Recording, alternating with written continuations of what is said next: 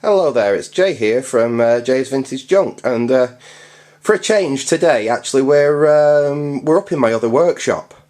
This is actually where I do my job. This is my proper workshop, and this is just a repair I've just finished for a customer. What we've got here is actually the preamp out of a probably 1950s or 1960s Ferrograph tape recorder. I do a lot of work for musicians and singers and that part of the entertainment industry, basically. And what this guy did, this was done years ago. These things are quite valuable. They took the preamp out of an old reel-to-reel tape recorder and mounted it in this case as a microphone preamp to use in the recording studio to give recordings that authentic valve sound that everyone harks on about. And yeah, this come in for repair. That it had stopped working.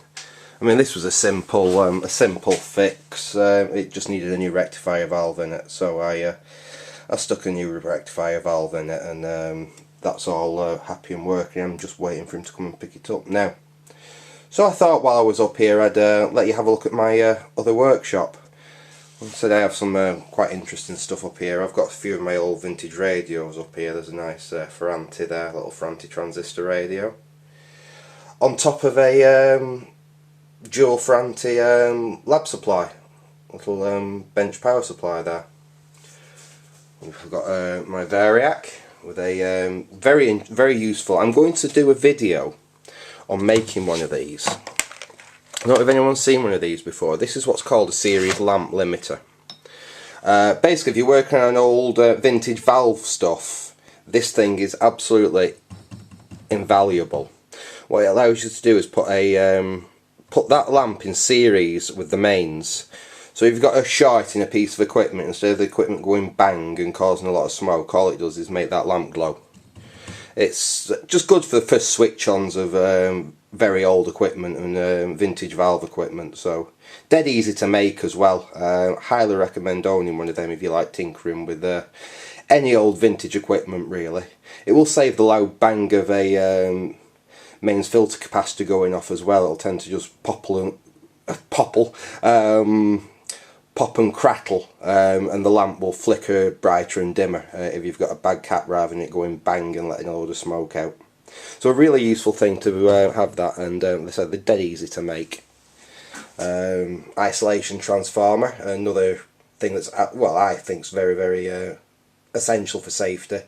Isolates anything you're working on from the mains, so you can work on live equipment with your scope and what have you. Not that I recommend doing that unless you know what you're doing, but if you're going to do that type of stuff, that's what you need. Like I said, a proper isolation transformer.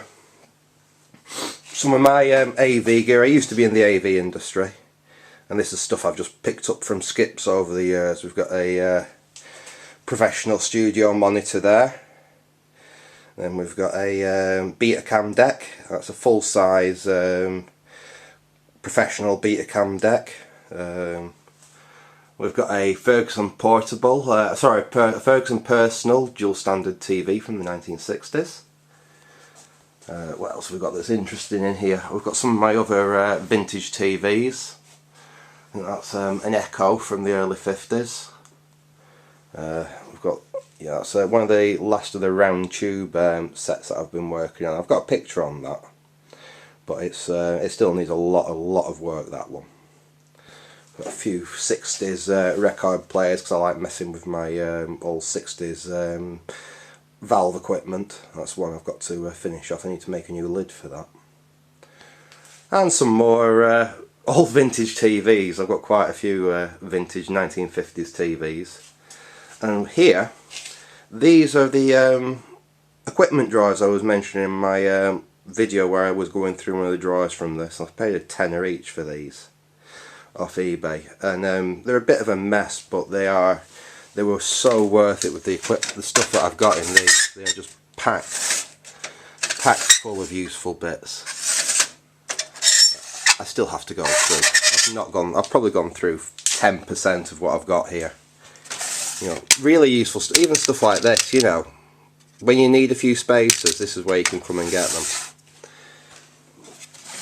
There's jars of junk as well, which I need to really go through, test if any of them caps are any good, and then get rid of the rubbish.